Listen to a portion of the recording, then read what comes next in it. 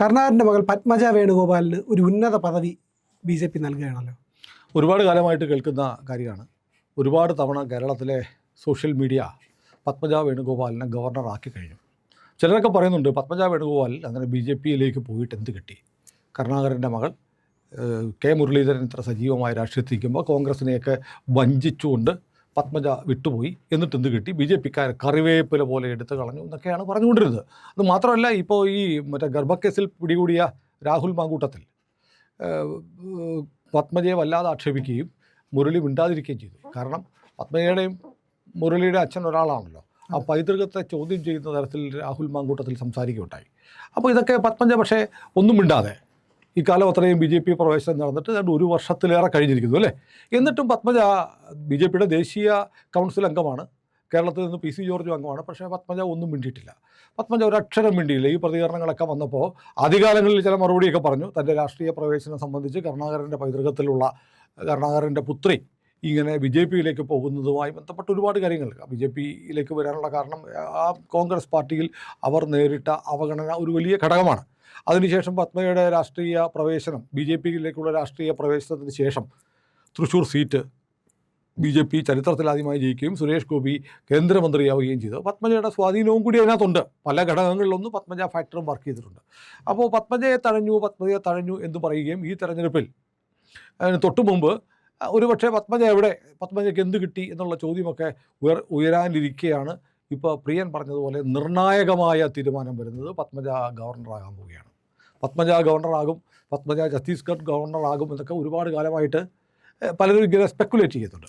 ആ സ്പെക്കുലേഷൻസൊക്കെ പക്ഷേ അതിന് ഉത്തരവില്ലാണ്ട് അതിനനുസരിച്ചുള്ള വാർത്തകൾ വന്നിട്ടില്ല. പക്ഷേ ഇപ്പോൾ നമ്മൾ ആധികാരികമായി പറയുന്നു, നമുക്ക് ലഭിക്കുന്ന വിവരം പത്മജ വേണുഗോപാലിനെ ഗവർണറായി തീരുമാനിക്കാനുള്ള നടപടിക്രമങ്ങൾ ആരംഭിച്ചു കഴിഞ്ഞു. പ്രധാനമന്ത്രി ഉൾപ്പെടെയുള്ള ആളുകളുടെ അംഗീകാരം നോട് കിട്ടി. ഇനി രാഷ്ട്രപതിയുടെ മുന്നിലേക്ക് ഫയലെത്തിയിട്ടുണ്ട്. രാഷ്ട്രപതി ഒപ്പിടുന്ന മുറയ്ക്ക് പത്മജ വേണുഗോപാൽ ഗവർണറായി വരും. കേരളത്തിൽ നിന്നുള്ള ആദ്യത്തെ മലയാളി വനിതാ ഗവർണർ അല്ലേ. മലയാളി വനിതാ ഗവർണർ വേറെ ആരും ഉണ്ടായിട്ടില്ല.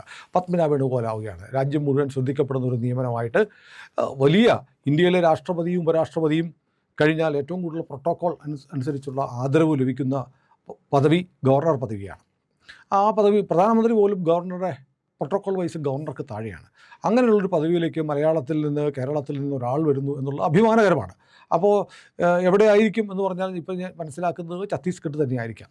ഛത്തീസ്ഗഡിൻ്റെ ഗവർണറായിരുന്ന രാമൻ ധേഖ ഇപ്പം മഹാരാഷ്ട്ര ഗവർണറായി പോയതിനു ശേഷം ഛത്തീസ്ഗഡിൽ ഗവർണർ പദവി ഒഴിവുണ്ടെന്നാണ് എനിക്ക് തോന്നുന്നത്. അതിലേക്കിപ്പോൾ നിയമനം നടക്കുമെന്നാണ് കേൾക്കുന്നത്. ഇത് മാത്രമല്ല, മറ്റൊന്നുകൂടി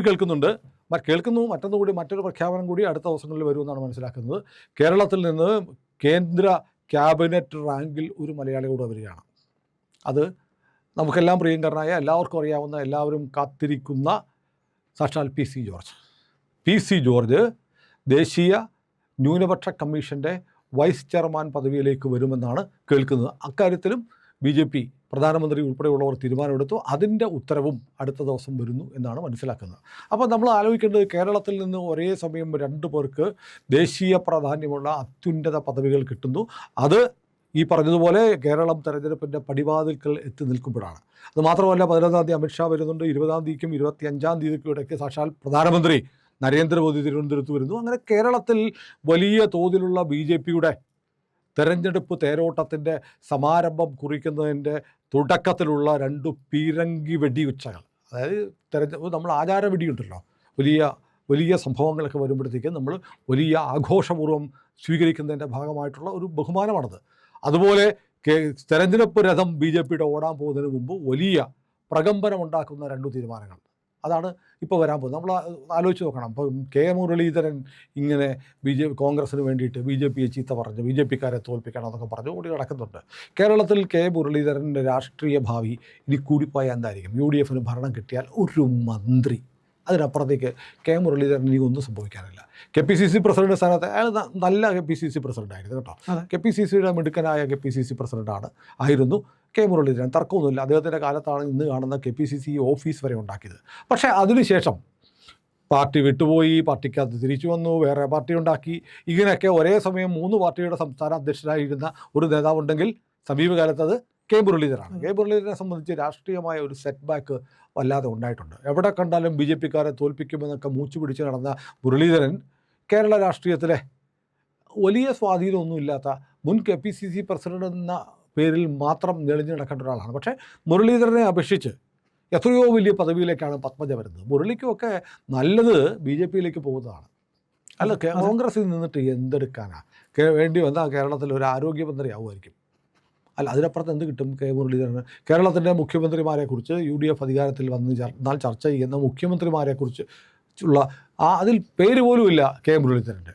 മുരളീധരൻ കേരളത്തിലെ കോൺഗ്രസ് രാഷ്ട്രീയത്തിൽ 6-ാമത്തെയോ 7-ാമത്തെയോ 8-ാമത്തെയോ ആളാണ് ഇപ്പോൾ, അല്ലേ? അത്രയേ ഉള്ളൂ. അപ്രധാന തസ്തികയിലേക്ക് ചുരുങ്ങിപ്പോയി ഇടയ്ക്ക് വാദകേടി കൊണ്ട് മാത്രം ജീവിക്കുന്ന ഒരാളാണ്. പക്ഷേ പത്മജ വേണുഗോപാലിനെ സംബന്ധിച്ച് അവരുടെ രാഷ്ട്രീയ യാത്ര ആരംഭിക്കുകയാണ്. കോൺഗ്രസിൽ കാലാവസ്ഥ നിന്നിട്ട് പത്മജയ്ക്ക് എന്ത് കിട്ടി?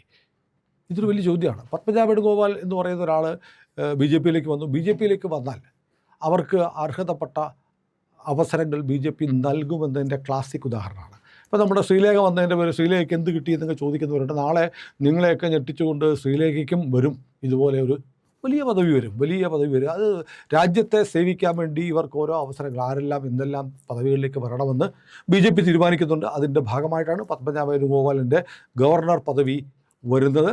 അത് നമ്മളിത് വീഡിയോ എയർ ചെയ്ത് മണിക്കൂറുകൾക്കകം തന്നെ ആ പ്രഖ്യാപനം വരും. അതോടൊപ്പം തന്നെ PC ജോർജിനെ സംബന്ധിച്ച് കഴിഞ്ഞാൽ PC ജോർജ് ഇനി തെരഞ്ഞെടുപ്പിന് മത്സരിക്കുമോ, പൂഞ്ഞാറിൽ മത്സരിക്കുമോ, അല്ലെങ്കിൽ പത്തനംതിട്ടയിൽ മത്സരിക്കുമോ എന്നുള്ള ചോദ്യങ്ങളൊക്കെ ഉണ്ടായിരുന്നു. പക്ഷേ പാലായിലോ പൂഞ്ഞാറിലോ മത്സരിക്കാൻ പോകുന്നത് ഷോണാണ് എന്ന് വ്യക്തമായി കഴിഞ്ഞു. അപ്പോൾ അടുത്ത PC ജോർജിൻ്റെ ലെവലിലേക്ക് ആ പൈതൃകത്തിൽ അടുത്ത അനന്തരാവകാശിയായിട്ട് ഷോൺ മാറിക്കഴിഞ്ഞു. ഷോണിനെ സംബന്ധിച്ച് ഷോൺ വളരെ മിടുക്കനായ, സമർത്ഥനായ, വളരെ വൈബ്രൻ്റാണ്, വളരെ പോസിറ്റീവായിട്ടുള്ള, ഡൈനാമിക് ആയിട്ടുള്ള ഒരു ചെറുപ്പക്കാരനാണ് ഷോൺ ജോർജ്. പക്ഷേ ഷോൺ ജോർജ് നിയമസഭയിൽ എത്തുക എന്നുള്ളത് നല്ല കാര്യമാണ്. കേരളത്തിൻ്റെ രാഷ്ട്രീയത്തിന് അനിവാര്യമായ ഒരു മാറ്റമായിരിക്കും. അതോടൊപ്പം PC ജോർജിൻ്റെ സേവനവും നമ്മൾ ഉപയോഗപ്പെടുത്തണം. PC ജോർജിനെ ഉപയോഗപ്പെടുത്തുന്ന രാജ്യവ്യാപകമായി ക്രൈസ്തവ സഭയുടെ പേരിൽ നടക്കുന്ന ചില ആരോപണങ്ങളുണ്ടല്ലോ.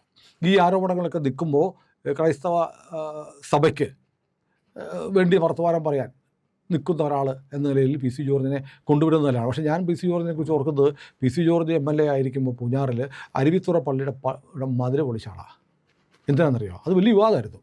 ഞാൻ മാധ്യമപ്രവർത്തനം നടക്കുന്ന സമയത്താണ് ഈ വാർത്തയൊക്കെ, പത്രത്തിൽ ഉള്ള സമയത്താണ് ഈ വാർത്തയൊക്കെ ഉണ്ടാകുന്നത്. റോഡ് വികസനം വന്നപ്പോൾ അരുവിത്തുറ പള്ളിയിലെ കുറേ പേര് പറഞ്ഞു പൊളിക്കില്ല എന്ന് പറഞ്ഞു. പൊളിക്കണമെന്ന് PC ജോർജ് പറഞ്ഞു. അങ്ങനെ പൊളിച്ചു. കാരണം മതമാണ് എല്ലാം എന്ന് പറയുന്ന ആളൊന്നുമല്ല PC ജോർജ്. മതം വേണം, മതം പ്രധാനമാണ്. മതം PC ജോർജിൻ്റെ പ്രാണവായു തന്നെയാണ്. പക്ഷെ മതം എന്ന് പറഞ്ഞ രാഷ്ട്ര പുരോഗതിക്കാണ് എല്ലാ മതങ്ങളും കൂട്ടുനിൽക്കേണ്ടത് എന്ന് ചിന്തിക്കുന്ന ഒരു ചിന്താധാര പണ്ടേ PC ജോർജിലുണ്ട്. അങ്ങനെ ഒരാൾ ക്രൈസ്തവ സമുദായത്തിന് കൂടി താല്പര്യമുള്ള ഒരു പോസ്റ്റാണ് ദേശീയ ന്യൂനപക്ഷ കമ്മീഷൻ എന്ന് പറയുന്നത്. ക്യാബിനറ്റ് റാങ്കാണ്, വലിയ പദവിയാണ്. അതിൻ്റെ വൈസ് ചെയർമാൻ എന്ന് പറഞ്ഞാൽ അത് ചെയർമാനായിട്ട് ആക്ട് ചെയ്യുന്ന ആളാണ്. അപ്പോൾ അത്തരം ഒരു പദവിയിലേക്ക് PC ജോർജ് വരുന്ന കേരളത്തിന് അഭിമാനം. കേരളത്തിന് ഇതിനു മുമ്പ് വന്നിട്ടുള്ളവരൊക്കെ അതിനകത്തിരുന്ന പല ആളുകളും കോടിക്കണക്കിന് രൂപയുടെ അഴിമതി നടത്തിയ സംഭവങ്ങൾ കേരളത്തിൽ വാർത്തയായിട്ട് വന്നിട്ടുണ്ട്. വലിയ ആരോപണങ്ങൾ വന്നിട്ടുണ്ട്. പക്ഷേ PC ജോർജിനെ സംബന്ധിച്ച് PC ജോർജിനെ കുറിച്ച് ആരെന്തൊക്കെ പറഞ്ഞാലും PC ജോർജ് ഒരു മുട്ടാളനാണെന്ന് പറയുന്നവരുണ്ടായിരിക്കും. കാരണം PCയുടെ അടുത്ത് എടാന്ന് വിളിച്ചാൽ പോടാ എന്ന് വിളിക്കുന്ന ആളാണ് PC ജോർജ്. അപ്പോൾ അതുകൊണ്ട് എടാ എന്ന് വിളിക്കുന്ന മുട്ടാളത്തരമല്ല, മറുപടി പോടാ എന്ന് പറഞ്ഞാൽ മുട്ടാളത്തരമാണെന്ന് വ്യാഖ്യാനിക്കുന്നവരുടെ PC ജോർജ് ഒരു ഒറ്റയാനാണ്. ആ ഒറ്റയാൻ ആയിട്ടുള്ള ഒരാൾ അവിടെ വരുമ്പോൾ PCക്ക് കക്കേണ്ട കാര്യമൊന്നുമില്ല. അപ്പോൾ അതുകൊണ്ട് ദേശീയ ന്യൂനപക്ഷ കമ്മീഷൻ്റെ ഉപാധ്യക്ഷൻ എന്ന പദവിയിലേക്ക് PC ജോർജ് വരുന്നത് വലിയ മാറ്റമാണ്. BJPക്ക് ക്രൈസ്തവ സമുദായത്തിലുള്ള വിശ്വാസം വേണമെങ്കിൽ അത് ഒരു മുസ്ലിം സമുദായത്തിൽപ്പെട്ട ഒരാൾക്ക് കൊടുക്കാം, ക്രിസ്ത്യാനിക്ക് തന്നെ കൊടുക്കാൻ നിർബന്ധമൊന്നുമില്ല. അപ്പോൾ അത് കേരളത്തിലെ ക്രൈസ്തവർ കാണേണ്ടതാണ്. നമ്മൾ ഈ നാട്ടിൽ കാണുന്നവരല്ലേ എന്താണ് ക്രിസ്തു മതത്തിനെതിരെ, ക്രൈസ്തവ സമുദായത്തിനെതിരെ BJP എന്താ ചെയ്യുന്നത്? ഒറ്റപ്പെട്ട ചില സംഭവങ്ങൾ പലയിടത്തുണ്ട്. അപ്പോൾ ഞാൻ കഴിഞ്ഞ ദിവസം നമ്മുടെ വിശ്വ ഹിന്ദു പരിഷത്തിൻ്റെ സംസ്ഥാന അധ്യക്ഷൻ പോസ്റ്റ് ചെയ്തൊരു ചിത്രം കണ്ടു. ഒരു ക്ഷേത്രത്തിലെ വഴി ആരംഭിക്കുന്നിടത്ത് ക്ഷേത്രത്തിൻ്റെ ഒരു ആർച്ചുണ്ട്. ഈ ആർച്ചിൽ കൊണ്ടുവന്നിട്ട് ആർച്ച് മറിച്ച് ഫ്ലക്സ് കെട്ടിയിരിക്കുന്നത് അവിടുത്തെ ഒരു പള്ളിയുടെ പെരുന്നാളെന്നാണ്. ഓം എന്നുള്ളതും ക്ഷേത്രത്തിൻ്റെ പകുതിയും കാണാം. ഇത് കേരളത്തിൽ നടക്കുന്നുണ്ട്. അത് മതസൗഹാർദ്ദമൊന്നുമില്ല. ഒരു ക്ഷേത്രത്തിൻ്റെ ആർച്ചിൽ, അത് പെർമനൻ്റായി ഉണ്ടാക്കി വെച്ചിരിക്കുന്ന ആർച്ചിൽ കൊണ്ട് ഇങ്ങനെ ഒരു ഫ്ലക്സ് കെട്ടുക എന്ന് പറഞ്ഞാൽ വളരെ മോശമല്ലേ? ഇത്തരം കാര്യങ്ങളൊക്കെ ചെയ്യുമ്പോൾ ചില ഒറ്റപ്പെട്ട സംഭവങ്ങൾ പലയിടത്തും ഉണ്ടാവാം. ഇന്ത്യയുടെ പ്രധാനമന്ത്രി പോയി ക്രിസ്മസ് ദിനത്തിൽ പോയി കുർബാന സ്വീകരിക്കുന്നു. അതിനേക്കാൾ വലിയ മെസ്സേജ് എന്തുണ്ട്? ബി ജെ പിക്കോ അല്ലെങ്കിൽ സംഘപരിവാർ ശക്തികൾക്കോ ഒന്നും ആർ എസ് എസിനോ ഒന്നും ഈ ക്രൈസ്തവ സമുദായത്തിന് നേരെ ആക്രമണം നടത്തണം എന്നൊന്നുമില്ല. ചിലയിടത്തൊക്കെ ഒറ്റപ്പെട്ട സംഭവങ്ങൾ നടക്കുന്നത്. ഇപ്പോൾ നമ്മൾ ആന്ധ്രാപ്രദേശിലൊക്കെ കഴിഞ്ഞാൽ അവിടുത്തെ കൺവേർഷൻ എന്ന് പറഞ്ഞാൽ വലിയ മാരകമായ തോതിലാണ് പ്രിയ. ചില ഗ്രാമങ്ങളിൽ കൊണ്ട് വെള്ളം തെളിച്ചിട്ട് ഈ ഗ്രാമം മുഴുവൻ ക്രൈസ്തവവൽക്കരിക്കപ്പെട്ടിരിക്കുന്നു എന്നൊക്കെ പറയുന്ന തരത്തിലേക്ക് ഉള്ള നീക്കങ്ങൾ നടക്കുന്നുണ്ട്. അപ്പം ഞാൻ ആലോചിക്കുന്നത്, നമുക്ക് മതം പ്രചരിപ്പിക്കാൻ അവകാശമുണ്ട്, മതം മാറ്റാൻ അവകാശമില്ല. ഭരണഘടന പറഞ്ഞിട്ടുള്ളത് മതം വിശ്വസിക്കാനും പ്രചരിപ്പിക്കാനും അവകാശമുണ്ട്. പക്ഷേ ഇവിടെ ചിലർ വ്യാഖ്യാനിക്കുന്നതെന്നറിയോ, ഞങ്ങൾക്ക് മതം മാറ്റുക എന്നുള്ള ഞങ്ങളുടെ അവകാശമാണ്, അത് തടയാൻ പാടില്ല. മതം മാറ്റം എന്ന് പറയുന്നത് വലിയ ക്രൂരകൃത്യമാണ് എന്ന് മഹാത്മാഗാന്ധി പറഞ്ഞിട്ടുണ്ട്. ഒരു വിശുദ്ധ ക്രൈം എന്താണ് മഹാത്മാഗാന്ധി പറഞ്ഞിരിക്കുന്നത്? മതപരിവർത്തനം എന്ന് പറയുന്നത് നിർബന്ധിത മതപരിവർത്തനമാണ് ഇവിടെ നിരോധിച്ചിട്ടുള്ളത്. പല സംസ്ഥാനങ്ങളിൽ നിർബന്ധിത മതപരിവർത്തനം നിരോധിച്ചിട്ടുണ്ട്.